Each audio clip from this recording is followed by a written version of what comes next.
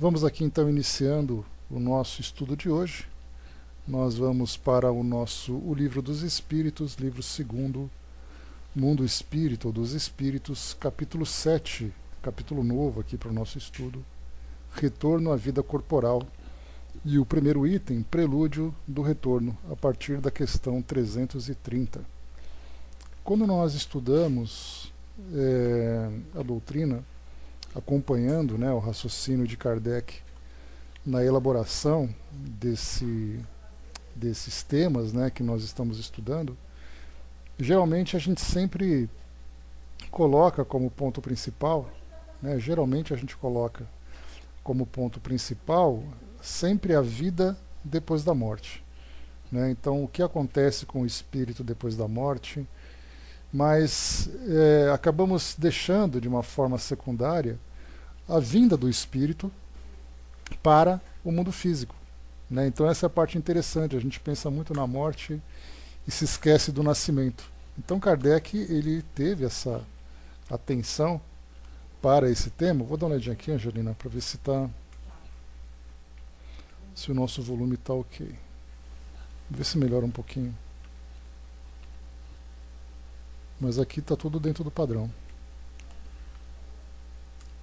Então, Kardec dedicou aqui uma atenção também a esse tema, porque se nós pensamos na morte inicialmente, que é a volta para o mundo espiritual, nós estudamos sobre a forma como os espíritos se desenvolvem também nesse novo ambiente, o que ele aprende, quais são as suas sensações, percepções, os seus sofrimentos, tudo aquilo que nós já estudamos.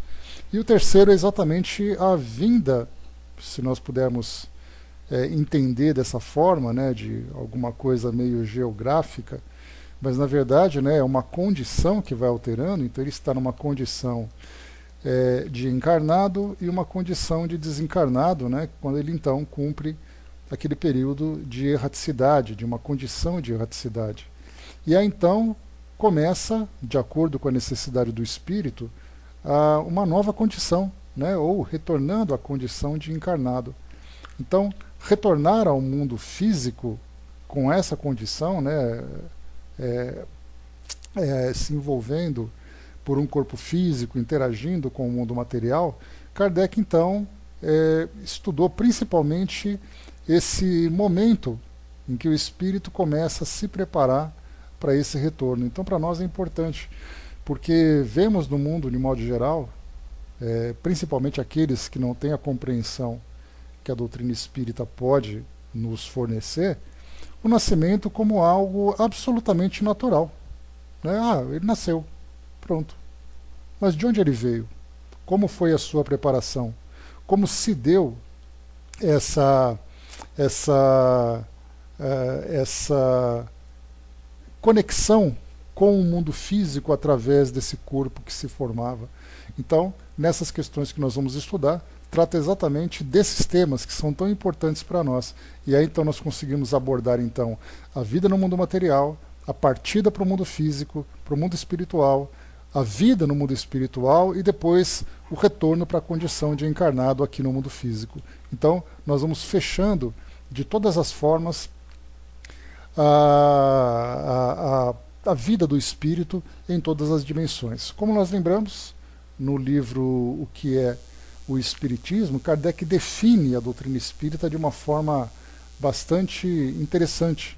É uma ciência que estuda a origem, o destino e o próprio desenvolvimento do espírito e também depois, ou seja, a origem, o destino, a sua natureza e a interação com o mundo material. Então nós vamos estudando o espírito em todas as suas condições, em todas as suas situações. Iniciando então aqui para nós, na questão número 330, Kardec pergunta, então, prelúdio do retorno, ou seja, aqueles momentos finais quando se dá o retorno aqui à vida corporal. Então, Kardec pergunta na 330, os espíritos conhecem a época em que terão de se reencarnar?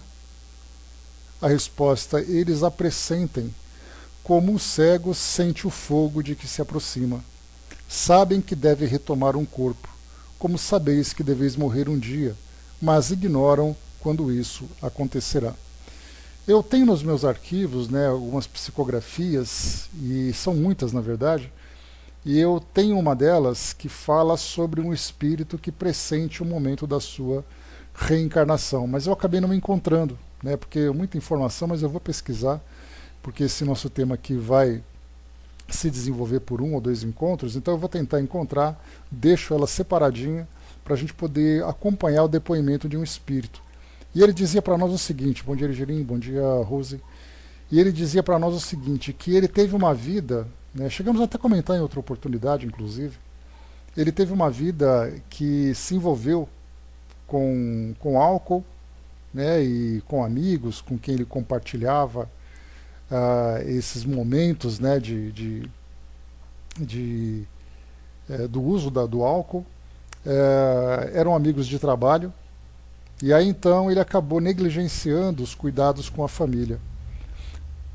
Teve ali a separação, teve o sofrimento, e depois então ele no mundo espiritual, inicialmente se deparando com uma situação bastante dolorosa como consequência do modo como ele viveu, ele conseguiu então se reequilibrar depois de um tempo, e aí então, no depoimento que ele trouxe, ele diz o seguinte, que ele sabia que ele sentia que esse momento estava chegando, e isso gerava para ele uma grande ansiedade, uma grande expectativa, mas também muito medo, porque na sua programação ele deveria reencontrar aqueles companheiros do passado, seria ali tentado novamente com o ambiente do consumo da bebida alcoólica, e ele teria que resistir. E o grande medo que ele tinha era exatamente o fracasso.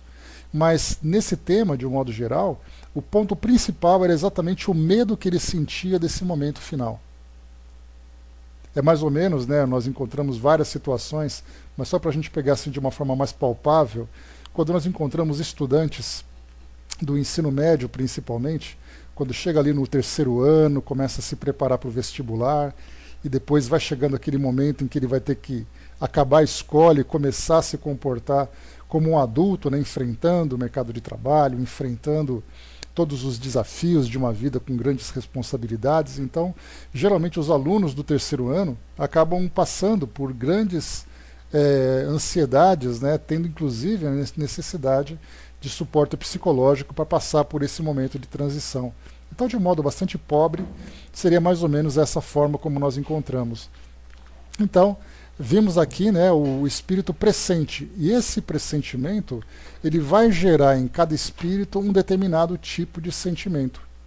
Para aqueles espíritos que aguardam ansiosamente o momento da reencarnação, para cumprir ali as suas provas, expiações, para se livrar de culpas, para reencontrar com entes queridos que já reencarnaram, para cumprir missões que ele aguarda ansiosamente para iniciar.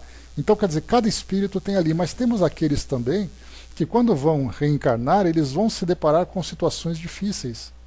Na sua programação consta um roteiro que vai trazer para ele grandes desafios, vai trazer para ele grandes sofrimentos como consequência natural daquilo que ele viveu anteriormente, né? Então, se anteriormente ele fez ali a semeadura do seu campo, agora é a hora da colheita. Então o espírito começa até mesmo criar uma certa resistência, porque espíritos que desejam adiar, desejam empurrar cada vez mais, e nós vimos alguma coisa semelhante ao estudarmos o livro Memórias de um Suicida, quando Camilo, então, ali junto com os companheiros, né, eles foram se desenvolvendo, foram se reequilibrando, estudando, cada companheiro dali o seu destino, e Camilo, então, ele tinha como foi oferecido para ele, nós lembramos dessa passagem, que ele poderia então estudar, ele poderia trabalhar ou ele poderia reencarnar. Eles rapidamente começaram a buscar o seu próprio destino e ele preferiu esperar. E aí então ele esperou durante aqueles 50 anos, que foi quando, né, ele trouxe para nós ali o livro, né, psicografado por Dona Ivone, e a partir dali ele teria que escolher um destino. E qual seria o destino dele? Reencarnar e encontrar as situações somadas com as consequências do suicídio que ele praticou.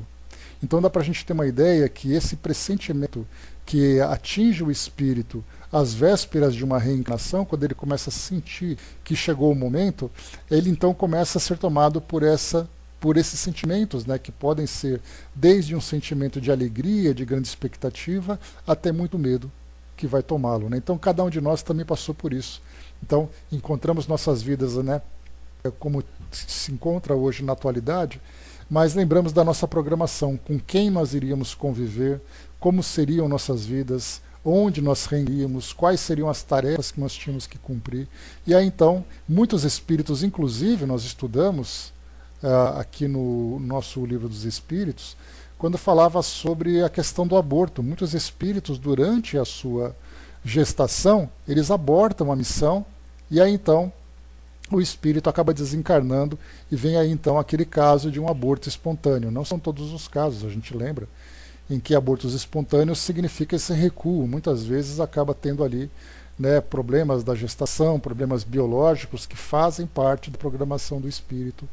Mas o que nós lembramos é que espíritos que refugam esse momento tão importante, tão especial para o seu próprio crescimento. Cada um tem o seu medo. Reencontro com os seus inimigos, reencontros com pessoas queridas, cada um vivendo uma experiência própria. Andréa colocou: casos podem reencarnar sem saber ou pedir. Nós tivemos alguns casos, Andréa, que Kardec apresentou para nós aqui como resposta dos espíritos, que falava sobre reencarnação compulsória, né? E aqui nós encontraremos, nesse mesmo capítulo, falando que muitos espíritos estão em condições de perturbação, que espíritos que se encontram bastante desequilibrados, bastante adoecidos, em que eles, como nós já chegamos a falar sobre isso, né, em temas anteriores, que o espírito sequer tem condições de participar do seu planejamento reencarnatório. Então ele desencarna numa condição bastante dolorosa, bastante difícil diante daquilo que ele vai ter que enfrentar, e aí então, pelo estado em que ele se encontra, ele vai ser então conduzido pelos espíritos sábios, pelos espíritos protetores, vão fazer então um planejamento próprio para aquele espírito, para que ele possa gradualmente se recuperar. Então nós temos espíritos suicidas, nós vimos a gravidade desses espíritos, da condição desses espíritos em algumas passagens, vimos espíritos em desequilíbrio, alguns espíritos que precisam reencarnar, mas eles acabam resistindo, né? Bom dia, Regina.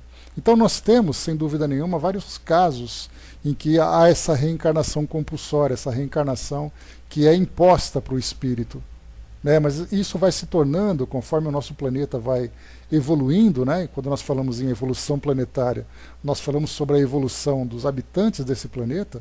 Conforme eles vão evoluindo, mais conscientes eles vão se tornando dessa necessidade de crescimento, de transformação, de aquisição de novos valores. Então, no passado, isso acontecia com bastante frequência. Os espíritos eram naturalmente conduzidos à reencarnação, pelo estado primitivo em que eles se encontravam, pelo grau de ignorância que ainda se encontravam. Mas conforme vão evoluindo, vão assumindo responsabilidades. Seria como se fosse a criança. Inicialmente, a criança é levada para a escolinha, segurando na mão ou levando no colo. Depois que ele se torna adulto, ele vai sozinho para a universidade para buscar ali os seus novos conhecimentos. Então, no caso do desenvolvimento dos espíritos, acontece da mesma forma. Quanto mais ignorante o espírito é, e nós falamos no sentido não pejorativo da ignorância, mas quanto mais ingênuo ele acaba sendo, quanto menos conhecimento ele tem, maior a necessidade de ser conduzido. E aí então ele vai desenvolvendo as suas potencialidades, mostrando as suas tendências, adquirindo conhecimentos, assumindo responsabilidades por aquilo que faz, aprendendo com os próprios erros, né? Eu acho essa pedagogia divina não poderia ser mais sábia que isso, né? Você age e você aprende com o resultado de sua ação. Para muitos espíritos existe essa grande resistência. Estudando o livro Nosso Lar, nós vimos Cecília, a filha uma das filhas do casal Bacelar, lá no posto de socorro, onde André Luiz se encontra em trânsito, né, se encontrava em trânsito, né, se encontrava porque ele já se deslocou de lá, nós vimos ontem naquele capítulo, né? Ela falava exatamente que naquela colônia Campo da Paz, que é onde eles trabalham, é uma colônia que tem um perfil diferente de Nosso Lar, porque André Luiz comentava, né, que os espíritos sofredores iam para lá, que ele ajudava, que ele participava das atividades lá nas câmaras de retificação e tudo mais, mas ela disse assim, mas lá os espíritos são diferentes, porque em nosso lar os espíritos sofrem, mas sabem por que sofrem, tem ali reconhecem as suas imperfeições. No caso dos espíritos lá de Campo da Paz, são espíritos que são obsessores, são espíritos viciosos, são espíritos revoltosos, e eles então, em Campo da Paz, conforme a descrição de Cecília, lá eles também trabalhavam com planejamento reencarnatório. Então você pode imaginar, né, a reencarnação de um espírito que tinha sido um obsessor dos mais agressivos, espíritos revoltados, de que forma que eles se comportam diante de uma proposta de reencarnação em que eles vão ter que se deparar com o próprio passado. Então nós temos ali desde aqueles que vão sem terem consciência de que estão sendo conduzidos, pelo estado de confusão em que eles se encontram, de perturbação, há aqueles que vão resistem a isso, há aqueles que precisam ser convencidos a ir, e há aqueles que aceitam a proposta, e há aqueles que imploram também. Então nós poderíamos generalizar, utilizando essa mesma metodologia de Kardec, de criar uma escala progressiva para o nosso aprendizado, desde aqueles que não têm conhecimento nenhum, até aqueles que imploram pela reencarnação. Ou aqueles que pedem, né? Os que imploram geralmente são os espíritos culposos, né? Espíritos com a consciência dolorida, e eles precisam então reencarnar para poder aliviar esse peso, para poder fazer esse resgate do passado. E há aqueles que pedem, que é o caso dos missionários, que eles não precisam implorar, eles pedem, eles oferecem uma proposta, olha, eu quero ir. E os missionários, não apenas aqueles que realizam grandes projetos em nome da humanidade. Muitas vezes, como nós vimos, Dona Laura, a mãe de Lísias, que tinha planejado reencarnação, a mãe de André Luiz também, para poder reencontrar com o ente que sofria. Então ela queria reencarnar, encontrando aquele ente para ajudá-lo no seu desenvolvimento. Encontramos das mais variadas situações, desde aqueles sem conhecimento nenhum, aqueles que são teimosos, resistentes, e aqueles outros que, né, aceitam naturalmente esse processo evolutivo que o espiritual nos propõe. O Tico Teco lembrou lá em cima, né, o futuro é sempre um desconhecido, e sempre um desconhecido, principalmente quando nesse futuro tem ali planos para grandes desafios, e aí então o espírito se sente, né, muitas vezes temeroso, e ele tende a recuar se ele tiver uma personalidade fraca. Se dependêssemos apenas de nossa boa vontade, estaríamos ferrados com certeza, né? Porque nós temos uma tendência natural a buscarmos somente aquilo que é prazeroso. Só que o prazer que nós buscamos tem o seu preço. E esse preço acaba sendo doloroso. Então, nós desejamos o prazer sem dor. Só que um prazer apenas em busca de uma satisfação sem alimentar valores, o prazer pelo corpo, o prazer pela matéria, sem cultivar o prazer pelo espírito, vai gerar o sofrimento. Então nós vivemos nesse conflito. Nós queremos ali, é aquela história, né? Eu adoro comer chocolate, mas eu não quero engordar. É mais ou menos assim que acontece. Então, né, generalizando, nós temos vários prazeres no mundo que acabam trazendo consequências dolorosas. E aí então, nesse momento, quando nós desencarnamos, caso nós não tenhamos corrigido esse comportamento, no futuro então nós nos depararemos com as consequências daquilo que nós escolhemos. A Angelina colocou aqui, iniciei a leitura do livro Falando com os Espíritos, você conhece? Recepção, atendimento e encaminhamento de desencarnado. Me parece que já foi citado aqui, mas eu não conheço pessoalmente, particularmente não, Angelina. Mas me parece que já foi mencionado aqui, se eu não me engano pelo Arnaldo, mas eu não tenho certeza. Mas está aí, né, para quem tiver interesse, a indicação, nesse caso, né, para a recepção, atendimento e encaminhamento de desencarnado. É o trabalho feito, então, em reuniões mediúnicas para atendimento aos espíritos sofredores, muitas vezes até para obsessores, né? Então, várias recomendações que devem ser propostas para esse caso, porque o espírito, quando ele se apresenta na condição de um espírito sofredor, nós já imaginamos, né, que esse sofrimento é para ele um grande tormento. Aí, então, temos que analisar qual é a natureza desse sofrimento, a sua intensidade, a melhor forma de resolvê-lo, pelo menos dentro daquilo que é da alçada de nós encarnados numa atividade como essa. Aí no mundo espiritual nós temos, né, várias outras etapas e processos que vão ajudar o espírito no seu encaminhamento. E por isso que eu comentei com vocês, nós devemos ter no plano espiritual uma legião de espíritos, né, com conhecimentos da psicologia humana. E nós vimos isso, né, nos vários diálogos que nós encontramos nas obras de André Luiz, na Memória de um Suicida, no livro Voltei, que são os 3 romances que nós encontramos, né, e também lá no livro de Dona Ivone, vimos ali nesses romances espíritos, né, que conversam com espíritos ainda nessa condição de aprendizes, com tantos sofrimentos e tudo mais, um diálogo muito sábio, um diálogo muito preciso para mostrar qual é o melhor caminho. Mas nós já vimos também lá mesmo, no Memória de um Suicida, que nem todos os espíritos são acessíveis a esse tipo de orientação. Eles acreditam que estão certos, resistem, como vimos também em Nosso Lar. Né? Tivemos ali aquela senhora que era uma aborteira, né? Vocês se lembram? Que mesmo diante das colocações ela acreditava que estava certa. Ou então uma outra senhora também em Nosso Lar, que tinha sido senhora de escravos, que chegou naquela caravana, né? Que foi trazida pelos samaritanos, falando dos erros que ela cometeu, mas ela, não, mas eu ia para a igreja, eu ajudava na igreja, eu dava dinheiro e coisa e tal, e eles têm que me obedecer. Então o espírito ele deixa de sofrer, ele vai deixando de sofrer conforme ele vai se esclarecendo. Então esses exemplos nós encontramos aqui também nos contatos dos trabalhos mediúnicos. Na questão 330A, dando um maior aprofundamento a essa ideia de se os espíritos conhecem a época em que vão reencarnar, na 330A, a reencarnação é, portanto, uma necessidade da vida espírita, como a morte é uma necessidade da vida corpórea? A resposta seguramente assim é.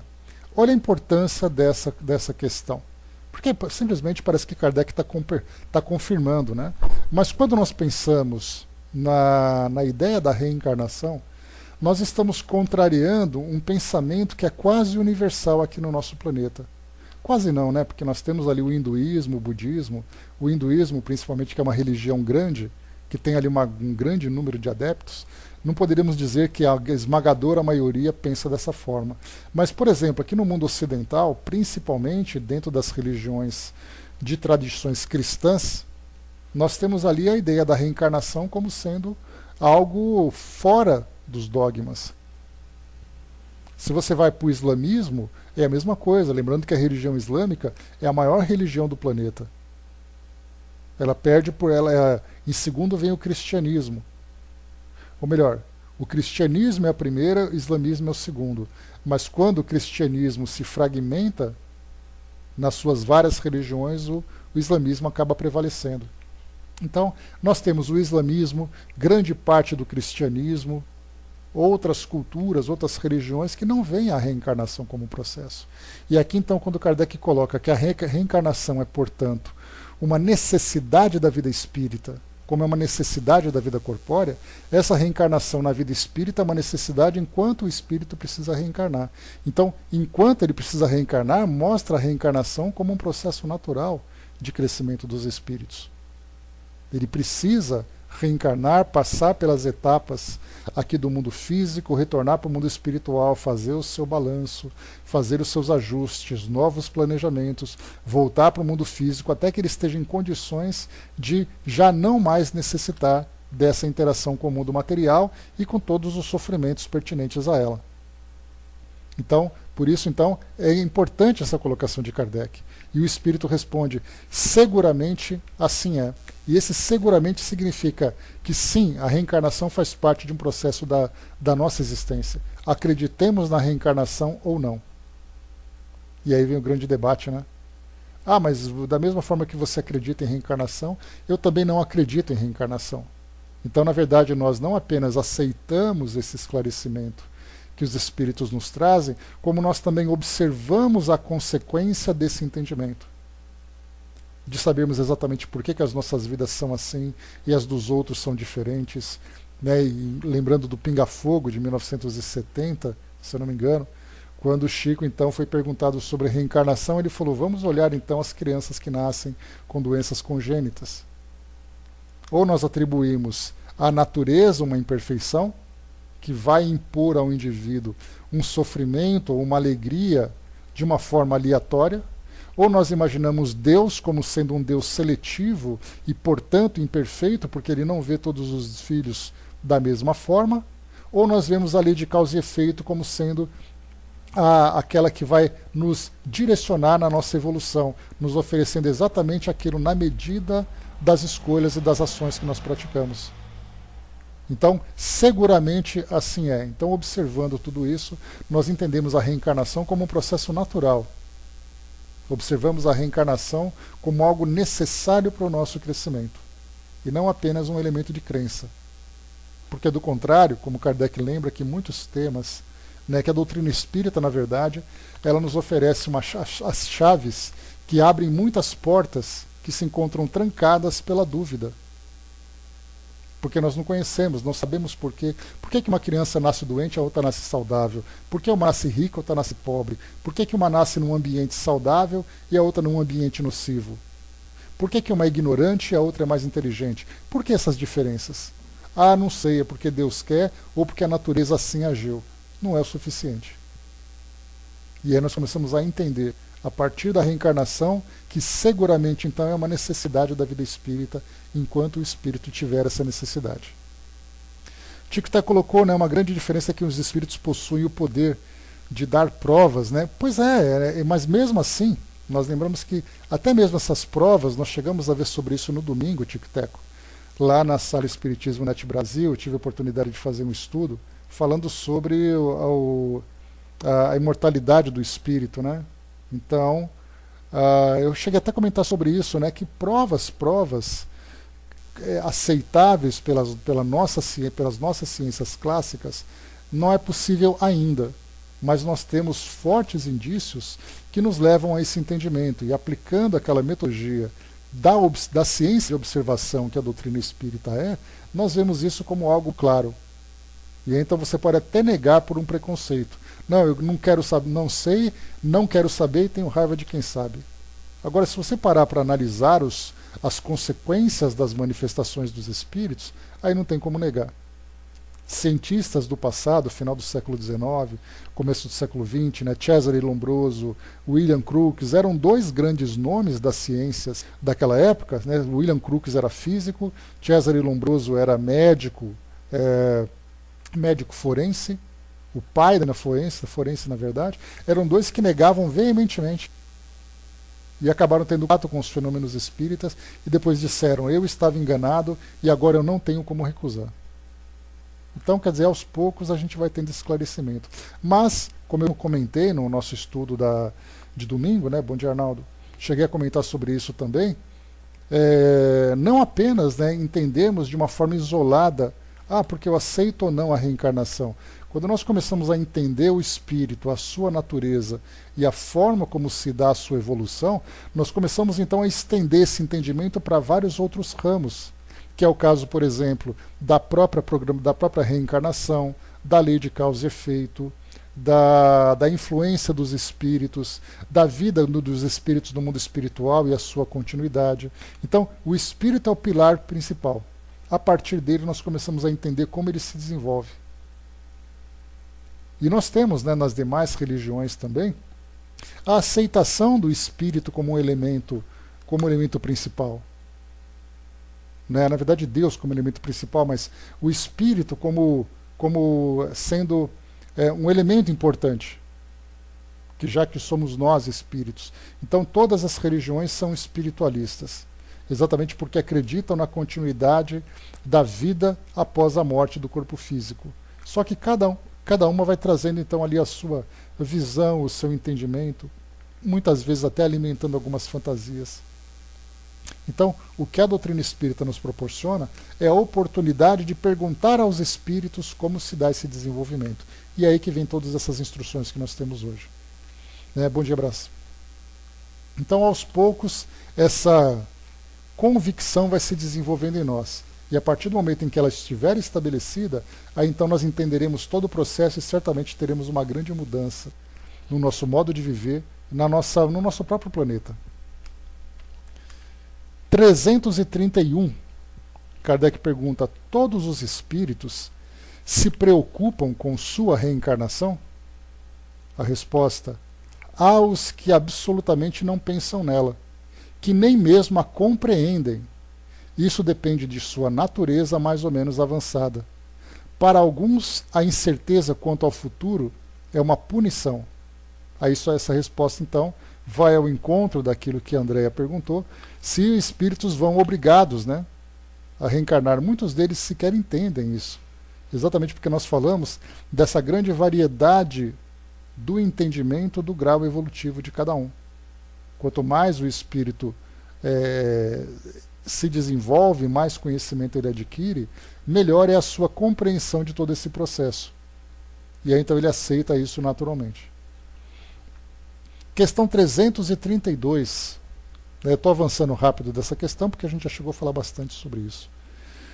André colocou, né, já estou preocupadíssima e pretendo fazer uma listinha básica antes de ir. Pois é, planos nós fazemos, né? Então é aquela história, nós pomos, né, o homem põe e Deus dispõe. Então, quer dizer, nós fazemos os nossos planos, né? Aí então, quando chega na hora da avaliação do nosso projeto, vem aquela caneta vermelha. Essa não, essa ainda não, essa faz diferente. Então é aquela prova toda corrigida, né, André? Porque se nós pudéssemos escolher, nós seríamos como o Brás, né? Bonito, charmoso, inteligente. Mas no nosso caso, nós somos espíritos ainda imperfeitos. Então temos que sofrer muito ainda, né? Então, escolhemos aquela vida básica, né? Olha, eu quero ser bonito, quero ser rico, quero ser inteligente, quero ser famoso, quero ser poderoso. Lembra dos 5 pilares do fracasso, que a gente sempre comenta? Se nós tivermos aquilo presente na nossa vida e não tivermos equilíbrio para lidar com ela, certamente ali é a porta do abismo para todos nós. Então, quer dizer, sim, eu quero ser bonito, charmoso, desejado, rico. Exatamente aquilo que nós criamos na ficção, em que você prepara um filme, você escolhe o ator perfeito, você o coloca num cenário perfeito, escreve um roteiro perfeito, coloca as companhias perfeitas e pronto. Aí nós ficamos, como eu queria ser aquilo. Graças a Deus que nós não temos aquilo. Porque para ter aquilo tudo nós precisaremos de muito equilíbrio, coisa que nós ainda não temos. Então vamos trabalhando, né, no nosso cotidiano, trabalhando naquilo que é o básico. Se eventualmente nós tivermos merecimento para termos ali uma ou outra situação que vai nos trazer algum tipo de prazer saudável, ótimo. Se nós não tivermos esse merecimento, nós teremos que trabalhar duro para conquistá-lo. E nós, obviamente, nós falamos do prazer do espírito. E para isso nós precisamos ter, inclusive, a própria compreensão do que significa esse prazer do espírito, essa felicidade do espírito. Então, né, pois é, o Brás ali sofre muito com isso, né? É muita tentação, né, Brás? Não é fácil lidar com isso. Mas vamos lá, né? Então, o que nós temos, né, nessa nossa existência, como foi colocado aqui, é que cada espírito, então, tem um grau de compreensão. Né? Então, essa visão que nós temos, essa realidade, essa compreensão desse processo, já começa a mudar a nossa vida a partir de agora.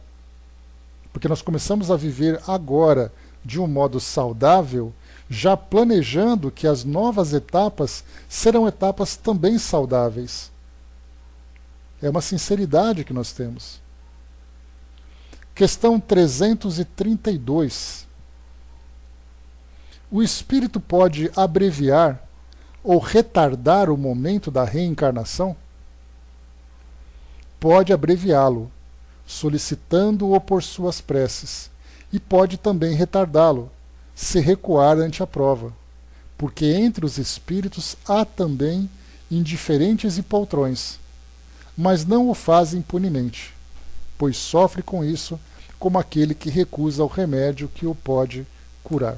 Né? Então temos aqui esse esclarecimento que é muito importante. Só um instantinho. Então temos esse esclarecimento que é muito importante, né, Carol? Bom dia. Que fala para nós exatamente isso, detalhes que nós já vimos, inclusive, em outras obras, que mostram, né? No próprio Memórias de um Suicida nós encontramos situação assim. Camilo Castelo Branco desejou antecipar, desejou, na verdade, retardar a sua reencarnação, porque deram a ele essa opção. Então não seria para ele um grande sofrimento, mas certamente traria para ele um grande alívio se ele já encarasse as consequências das suas ações, que não são consequências fáceis, porque nós estamos falando de um espírito suicida. Ou ele pode antecipar, como foi o caso que nós vimos também de outros colegas de Camilo, lá no Hospital Maria de Nazaré, que desejavam, né, que também por permissão, anteciparam porque o espírito precisava urgentemente lidar com essas questões. Porque foi o caso que nós vimos, não me lembro do nome da nossa personagem, era aquele espírito que ele tinha cometido assassinato e depois ele cometeu suicídio. Então ele desejava voltar urgentemente para poder resolver tudo isso. Então é possível que o espírito faça isso. E há aqueles que nós estamos falando dentro do campo das permissões. O espírito pede permissão para antecipar ou tem a permissão de retardar, de acordo com a necessidade. Agora, nós temos aqueles espíritos que fogem, que foi o caso que nós vimos, né, que no aborto, por exemplo, como acontece, muitos espíritos acabam fugindo, refugando do seu nascimento durante a gestação. E aí então ele volta para o mundo espiritual, passa por todo aquele sofrimento de recuperação, de aceitação desse novo processo, e aí então, né, o espírito acaba demorando cada vez mais nesse processo e abraçando ali, né, uma situação bastante dolorosa e que vai demandar também dele um esforço muito grande para poder se reequilibrar. Né, Brás lembrou ali, né, aos 9 anos de idade chegou a doutrina espírita para trazer esclarecimento. Né? Tudo vem no momento certo, né, Brás? O que vale para nós, né, é a experiência que nós adquirimos com isso. 333, vamos lá. Se um espírito se sentisse bastante feliz numa condição mediana entre os espíritos errantes e não tivesse ambição de se elevar, poderia prorrogar indefinidamente esse estado? A resposta: não indefinidamente. Cedo ou tarde o espírito sente a necessidade de avançar. Todos devem elevar-se, pois esse é o destino de todos. Então, como sempre falo para vocês, todos nós estamos condenados, todos nós estamos destinados a ser felizes. Então, se nós resistimos a esse propósito, a esse objetivo, nós vamos então adiando essa conquista. Aqui é importante a gente fazer uma análise cuidadosa, né? Quando ele diz assim que o espírito não pode prorrogar indefinidamente esse estado, cedo ou tarde.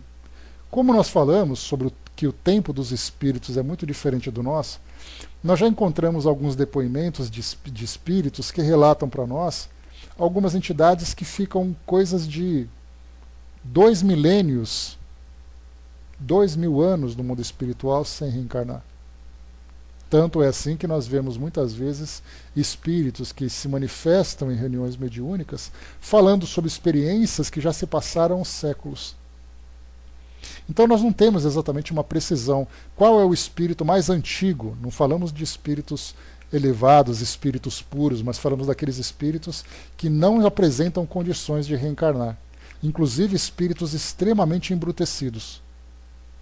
São espíritos que se encontram distantes, inclusive, do mundo material que nós estamos, devido à questão, devido à situação nociva que eles apresentam. Então, esses espíritos são mantidos distantes, ficam passando por esse processo de transformação até estarem em condições de reencarnar. Lembrando que nós estamos no mundo de provas e expiações. Então, espíritos que são muito primitivos, muito embrutecidos, endurecidos, não têm condições de reencarnar aqui no nosso mundo. Alguns são enviados para mundos inferiores, outros se encontram retidos no mundo espiritual. Então, esse mais cedo ou mais tarde é muito relativo. Mas, em vez de falarmos desses espíritos nessa condição tão inferior, tão desequilibrada, nós falamos sobre espíritos mais equilibrados, espíritos medianos como nós, que foi exatamente a pergunta que Kardec fez. Está aqui a pergunta.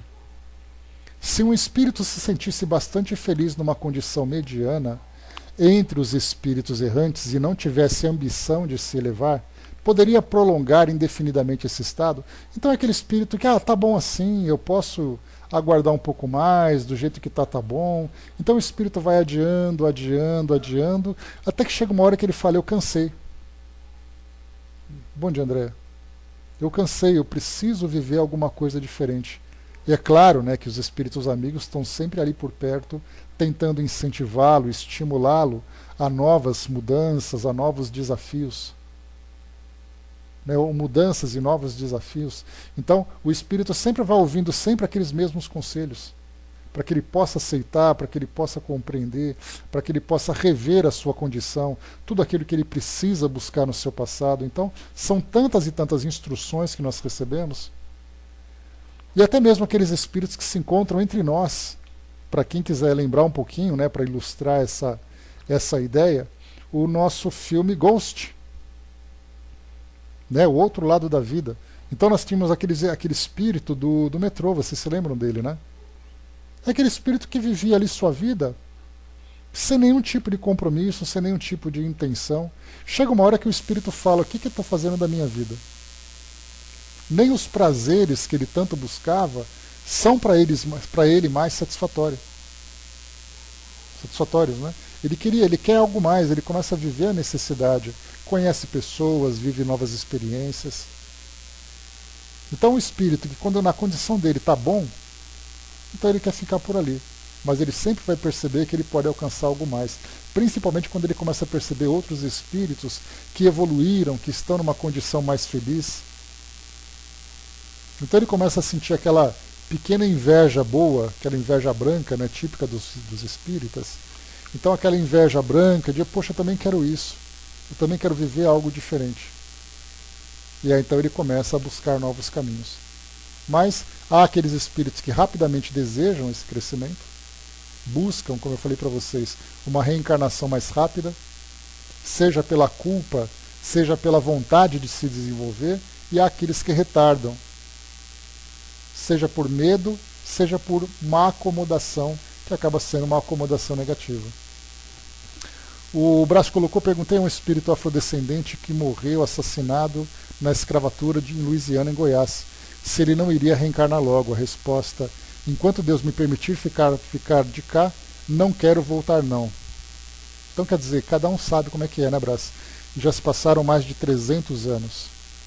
Então, é aquela história, né? O espírito, ele é incentivado, ele é conduzido de acordo com a necessidade que ele tem de progresso. Se ele resiste, enquanto há essa permissão, ele vai ficando.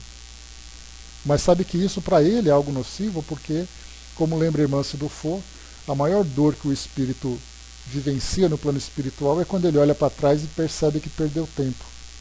E essa perda de tempo são a perda das oportunidades, a perda de crescimento, de transformações. Aí ele olha para trás e vê que tudo poderia ter sido diferente. O Tic-Tac colocou, né, isso é um pouco estranho diante da regra ensinada no início para os judeus. A gente lembra que os judeus eles tinham dois pontos de vista, né, que era exatamente aqueles que eram reencarnantes, né, ou reencarnacionistas, e aqueles que não eram. Né. Então, até mesmo, né, como eu falei para vocês, nós temos a ideia da reencarnação dispersa pelo mundo todo.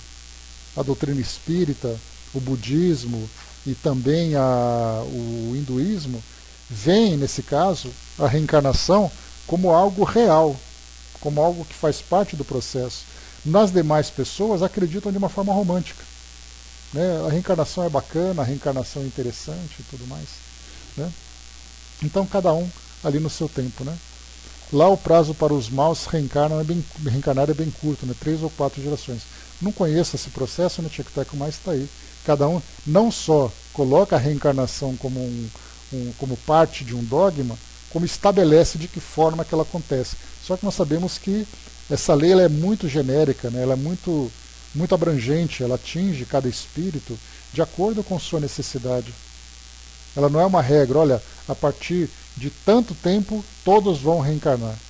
Não é assim que funciona. Cada espírito tem o seu próprio tempo de evolução. Voltando aqui então, vamos lá. Questão 334. A união da alma com este ou aquele corpo está predestinada ou no último momento é que se faz a escolha? Pergunta interessante, né? Quando nós reencarnamos, nós entramos na fila dos corpos e pegamos os corpos que estão ali expostos na vitrine ou há um planejamento para que o nosso corpo físico seja destinado de acordo com a nossa necessidade. A própria pergunta já responde, né? Mas a resposta dos espíritos. O espírito é sempre designado com antecedência. Escolhendo a prova que deseja sofrer, o espírito pede para se encarnar. Ora, Deus, que tudo sabe e tudo vê, sabe e vê com antecedência que tal alma se unirá a tal corpo. Então, mais uma vez, nós não estamos falando de um corpo que se encontra pronto e nós vamos então na vitrine escolher qual é o que melhor nos satisfaz. Nós falamos de um planejamento reencarnatório em que a elaboração do nosso corpo se dá a nível genético. Então os nossos corpos serão planejados de acordo com as características físicas, de acordo com as suas deformidades ou as suas perfeições, a sua beleza ou a sua falta de beleza, de acordo com a combinação com os seus genitores. Então é um processo que nós vamos conhecer um pouco mais no livro de André Luiz, nos livros de André Luiz, que ele vai falar para nós sobre esse planejamento. Lembram-se?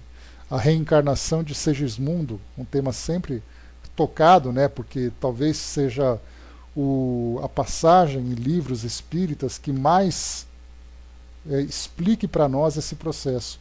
Então é um espírito que desde o momento do seu planejamento reencarnatório, a união com o corpo físico da mãe, o processo de gestação, tudo isso acaba sendo descrito, a fecundação também é descrita. Então tudo isso detalhadamente trazido para nós. Então, a partir desse modelo, nós podemos então não colocar tudo, engessar tudo dentro da mesma circunstância. Mas dá para a gente ter uma ideia de que modo que acontece, variando de espírito para espírito.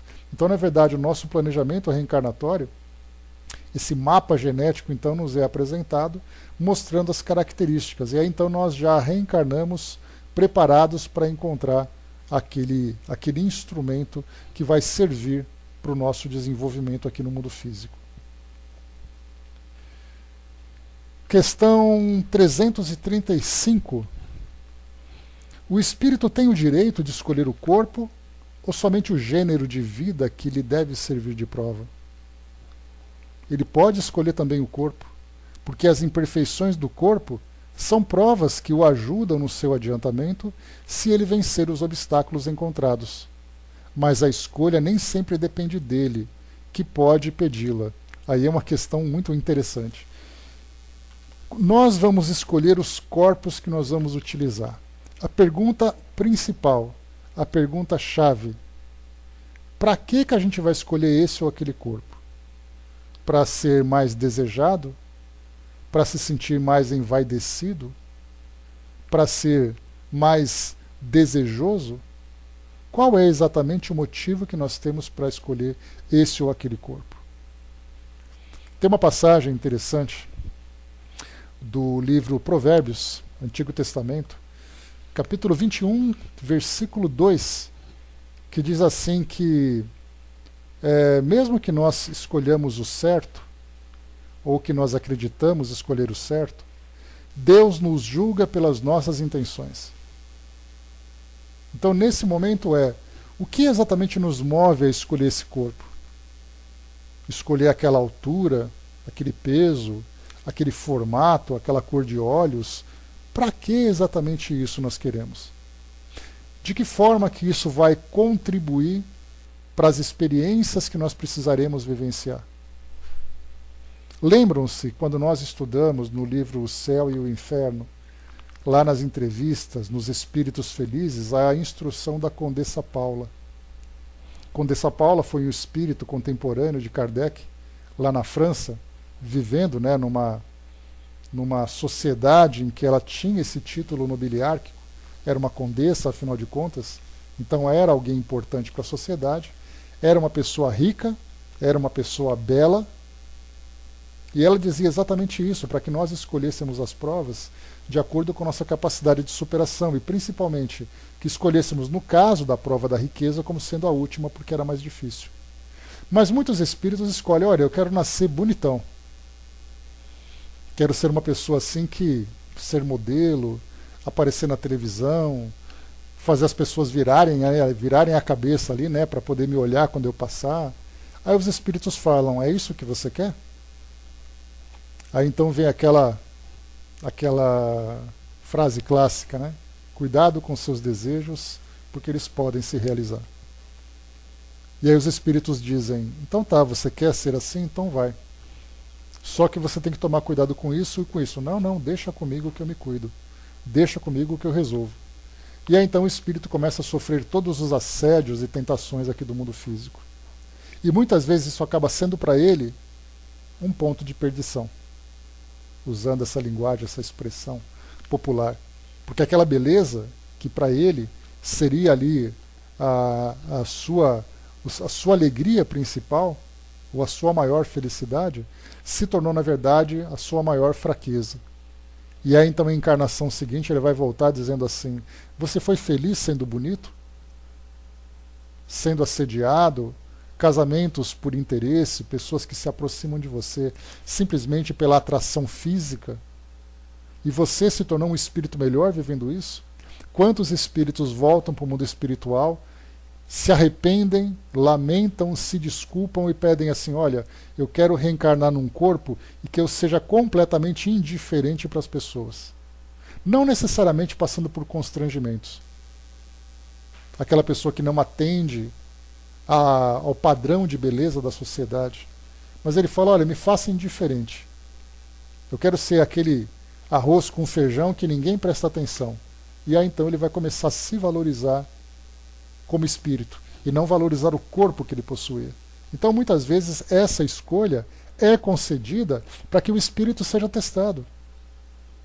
Kardec, quando conversava com um espírito, um criminoso arrependido, lá no céu e inferno também, ele era um espírito atrasado. Mas aí então ele solicitou permissão para reencarnar numa sociedade mais desenvolvida. E aí então foi concedido. O que aconteceu?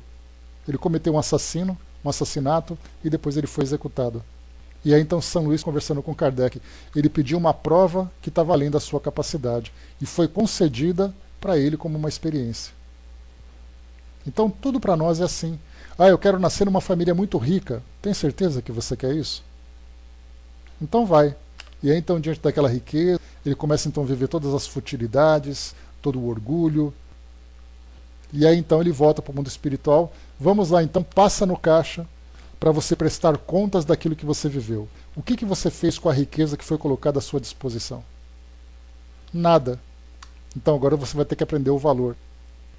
Se o espírito tiver consciência, ele vai dizer, então me coloque numa situação em que eu tenho que trabalhar muito para poder valorizar essa riqueza. Ou se o espírito for muito mais culpado, se ele se sentir muito mais culpado, ele vai dizer, me faça nascer num lugar onde eu tenho que pegar lixo para comer. E é o que nós vemos hoje. Que os espíritos dizem exatamente que muitas das experiências que nós vivemos agora, elas representam exatamente o oposto daquilo que nós vivemos anteriormente. Se por acaso eu trago limitações, essas limitações têm o objetivo de me impedir de algo que foi acontecido no passado. A pobreza, a riqueza, a doença, a saúde. Enfim, nós vamos então montando o nosso próprio projeto de acordo com aquilo que nós estamos vivendo. O Brás colocou ali, né, a princesa Diana, a plebeia enfrentou a corte. Qual exatamente a missão dela? Mas a gente pode imaginar, por aquilo que ela demonstrou, ela foi representante, né, de ações humanitárias, utilizou aquela posição nobre que ela teve para poder, usou assim, a influência que estou com aquela posição para mudar muita coisa aqui no nosso mundo, mas ao mesmo tempo acabou também enfrentando as dificuldades. Então não sabemos exatamente como tudo isso se deu, e vemos hoje também muitas famílias ricas, muitas famílias nobres, né, para aquelas sociedades onde existem ainda esses títulos, né? Então duque, duquesa, conde, condessa, e assim vai, né? Príncipe, princesa, então cada um vivendo ali naquele ambiente, de acordo com a necessidade de cada um. Dentro da nossa ideia romântica, infantil, do conto de fada, isso para nós é o desejo de todo mundo. Você ser príncipe, passar a vida acenando para as pessoas, desfrutando de toda a riqueza, mas quando nós começamos a olhar de uma forma mais profunda, mais cuidadosa, nós vemos as tantas responsabilidades que estão ali embutidas naquele papel. E muitos daqueles príncipes e princesas sofrerão e depois virão exatamente como plebeus e plebeias e pessoas muito pobres. Uma passagem que me lembrei agora, de um dos livros de Manuel Filomeno de Miranda, não me lembro se era Bastidores da Loucura, Bastidores da Obsessão, não me recordo qual era o nome do livro, mas falava exatamente de uma visita que, pelo relato de Manuel Filomeno de Miranda, Dr. Bezerra de Menezes se manifestava num centro de Umbanda, com outro nome, né, e aí tudo mais. E ali então a entidade que era responsável por aquela instituição, ela era uma escrava de descendência africana. E aí então no livro conta um pouquinho uma passagem dela, que ela dizia assim: eu era uma pessoa de uma família nobre da Suécia. E aí então, por causa dos erros que eu cometi, eu reencarnei na África, sofrendo como escrava, sofrendo todas as dificuldades dessa condição, e depois da desencarnação dela, ela então se tornou a dirigente espiritual de uma instituição. Então olha só que interessante, a gente vai vendo que os caminhos vão se moldando, sempre assim, uma balança. Ou se você erra muito, você tem que compensar depois, até o momento em que essa balança oscile o menos possível, e nós encontremos então o centro dela, que é o centro de equilíbrio. Enquanto nós ficarmos oscilando, você quer alegria? Beleza. Se você errar, você vai encontrar pobreza. Então a balança vai se movimentando, pendendo para um lado e pendendo para o outro, até nós encontrarmos esse nosso equilíbrio. Olá, professor. Por isso, então, né, analisamos dessa forma. Nesse caso, né, nós estamos esticando um pouco mais aqui essas ilustrações para entendermos aqui a ideia da escolha do corpo físico, mas nós podemos estender para várias outras situações. Quero o corpo físico, porque o corpo físico para mim é interessante, mas nós temos ali outros tantos fatores que vão contribuir para a felicidade ou infelicidade do espírito. Liberando aqui, o Brás vai falar rapidinho e voltamos em seguida. Brás.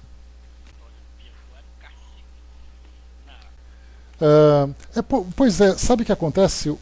Talvez você tenha apertado o Ctrl aí, Well, bem na hora que eu estava aqui, que o microfone liberou, você acabou entrando na frente. Mas tranquilo. Sabe o que acontece, Tic-Teco? Você colocou, ninguém pede para vir como bruxo ou como bruxo, né? Mas nós lembramos que, inicialmente, o primeiro desejo que nós temos, tranquilo, o primeiro desejo que nós temos é aquele desejo em busca do prazer. Depois, o nosso segundo desejo é para nos livrarmos da culpa. Então, muitos espíritos pedem para reencarnar, por exemplo, para reencarnar como mendigos.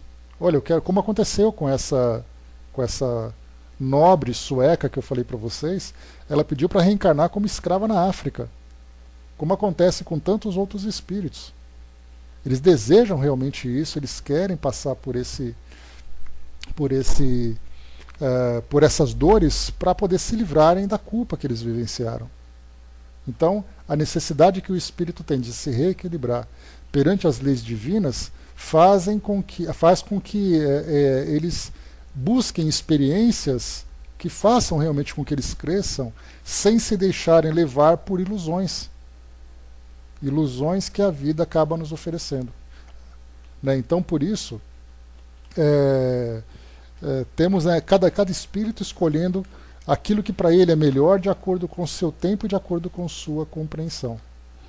Teve um caso aqui, voltando um pouquinho, deixa eu lembrar aqui, deixa eu ver, nós paramos aqui na questão 335, deixa eu voltar um pouquinho,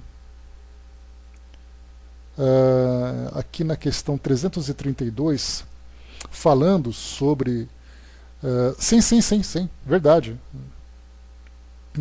Sem dúvida nenhuma, os que não compreendem ainda sempre vão querer buscar aquilo que é melhor e sempre fugindo daquilo que é pior. Mas, mais dia ou menos dia, a justiça vai fazer com que eles despertem e aí então as coisas vão modificar.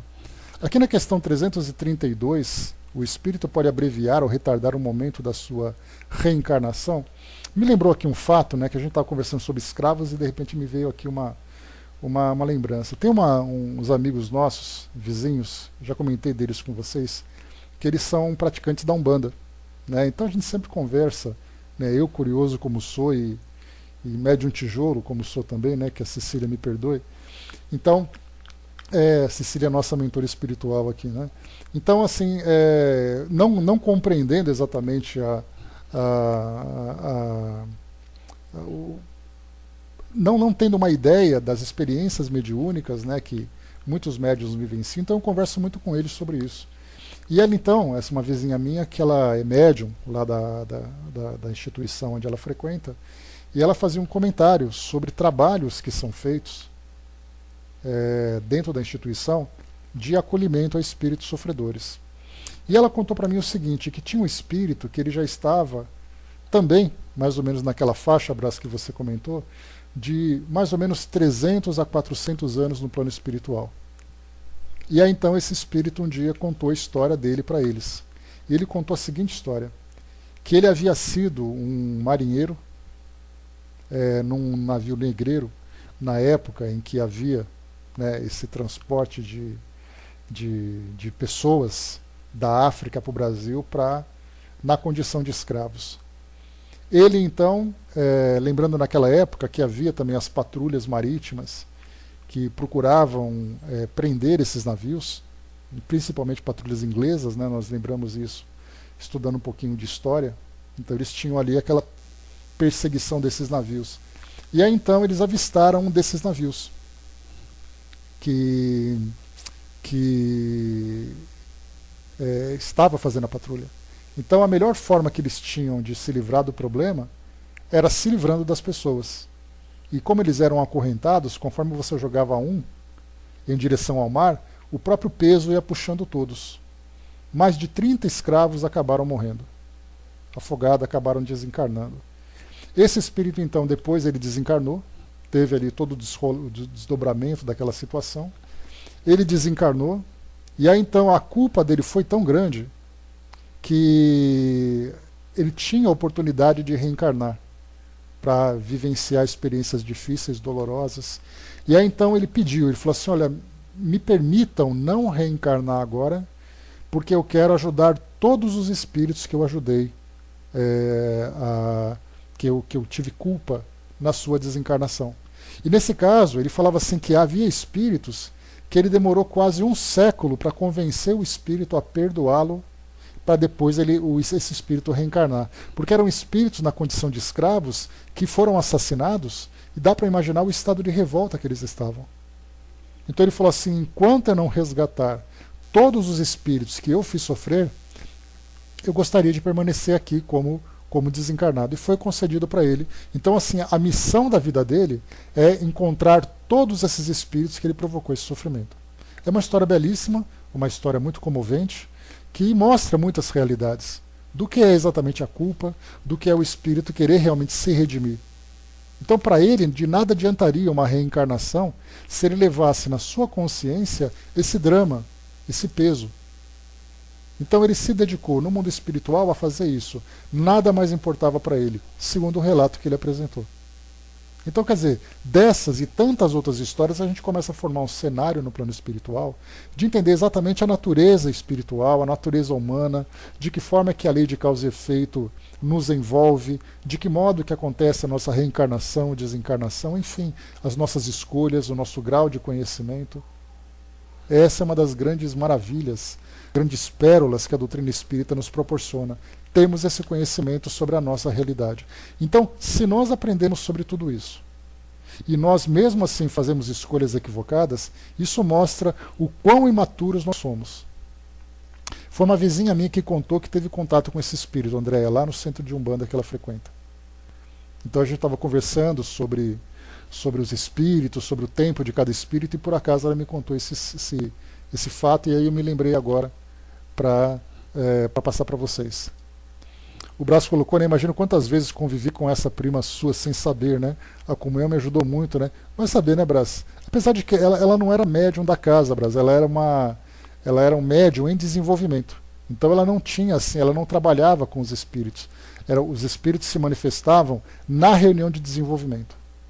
Então assim, o objetivo Era eles se manifestarem, eles aprenderem, tentar ajudar de alguma forma. Então era um grupo de aprendizes. Provavelmente você não deve ter encontrado com ela por lá.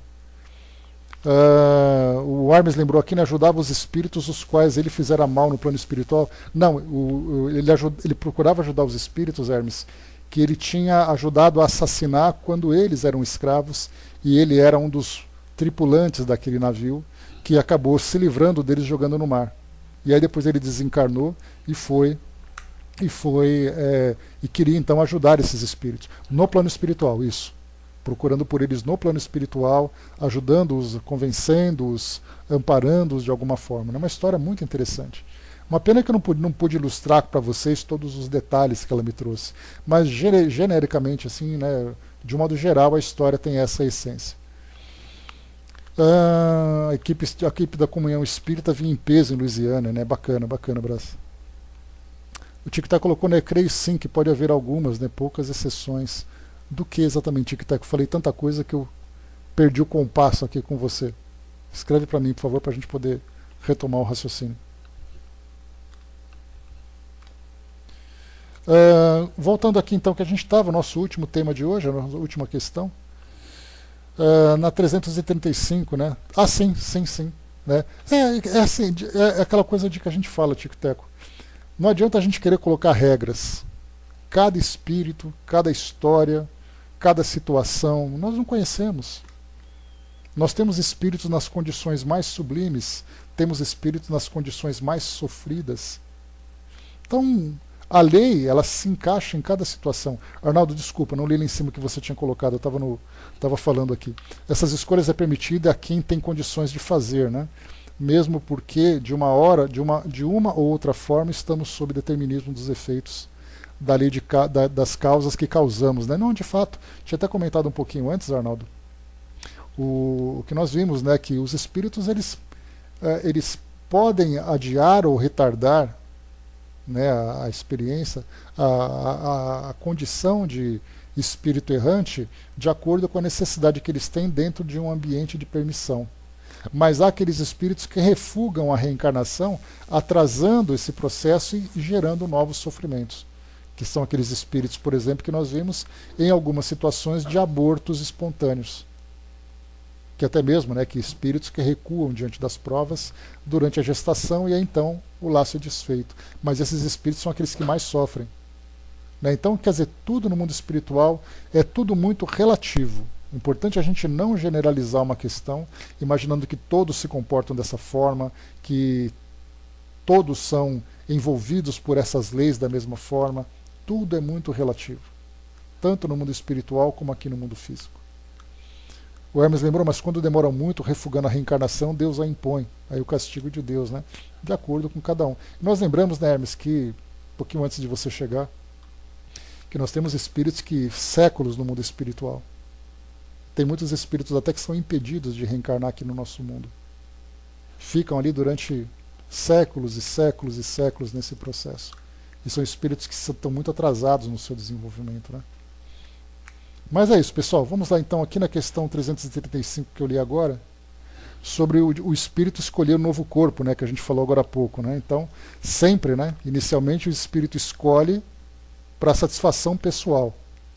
Mas aí então, quanto mais esclarecido ele é, menos ele se expõe a essas tentações do mundo.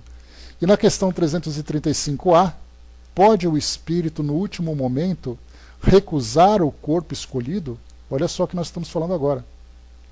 Se recusasse, sofreria muito mais do que aquele que não tivesse tentado nenhuma prova.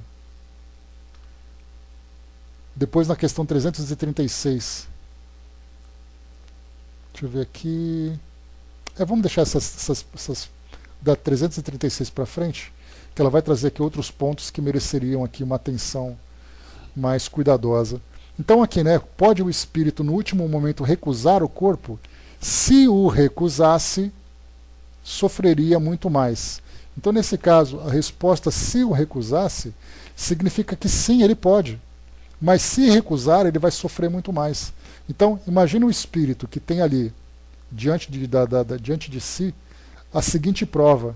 Ele vai reencarnar num corpo extremamente deformado. como uma experiência limitadora e pela consequência daquilo que ele viveu. Casos de suicidas acabam passando por essas situações. Aí o espírito, diante daquela situação, lhe recusa. Na verdade, ele está apenas retardando, violando um processo que ele deveria aceitar. E aí então ele vai sofrer muito mais porque há necessidade do seu aprendizado. Então, por isso, temos ali várias e várias situações do plano espiritual, e cada espírito lida com ela de acordo com as suas condições, da mesma forma que nós lidamos também com a nossa. Porque fica a grande pergunta: será que nós aceitamos com toda a naturalidade a vida que nós temos hoje? Será que nós decidimos reencarnar dessa forma? Será que nos foi sugerida essa forma e nós aceitamos com tranquilidade? Será que nós nos rebelamos diante dessa proposta? Ou será que ela nos foi imposta? Cada um de nós tem ali uma posição diferente diante dessa situação. Esperamos, claro, né, que todos nós tenhamos aceitado isso com convicção, com vontade realmente de transformar. E estamos aqui aprendendo para isso, né? Então, meus amigos, encerrando por aqui o nosso encontro de hoje. Paramos então na questão 335A, faremos o 336, é a próxima questão então sobre o prelúdio do retorno, né? Então, um tema sempre bastante interessante para o nosso aprendizado. Fechando por aqui então, pessoal. Antes disso, o Arnaldo colocou, né, tem um caso de que o pai e filho são inimigos ferrenhos. O pai trabalha à noite e o filho durante o dia para não se verem. Sempre houve comentários do filho que preferia não ter nascido. Essa situação poderia provocar aborto espontâneo? Poderia, basta o espírito simplesmente recusar. Mas assim, a gente não sabe exatamente se é tão simples o espírito falar, eu não quero. Porque se fosse assim, todo espírito que teria uma reencarnação compulsória, ele abriria a mão. Então nós não sabemos de que forma que isso se dá. Mas o espírito recusar a prova que está diante de si, independente da situação, né, é uma possibilidade. Agora, de que forma que isso se realiza no plano espiritual, isso nós não sabemos. Inclusive, essa é a resposta a essa situação, nós teremos aqui nas próximas questões, aqui desse mesmo item que nós estamos estudando. Né? Então, assim, tudo é possível no plano espiritual, desde que haja permissão. De que forma que essa permissão é analisada, para nós é um mistério, porque não adianta nós queremos imaginar, a partir da nossa perspectiva humana, aquilo que acontece nos domínios superiores, né? Seria muita pretensão da nossa parte. Mas a gente vai tentando trazer ali exemplos, ilustrações, reflexões, né, para tentarmos entender, principalmente esses detalhes mais específicos, né? Porque os espíritos passam para nós uma visão geral daquilo que é a vida do espírito e as leis que regem nossas vidas. Então, mas de repente, especificamente sobre cada uma dessas situações, seria muito difícil para nós. No plano espiritual, nós, curiosos como somos, certamente nós teremos oportunidade de analisar cada uma dessas situações. Eu, pelo menos, vou atormentar a vida de muita gente lá.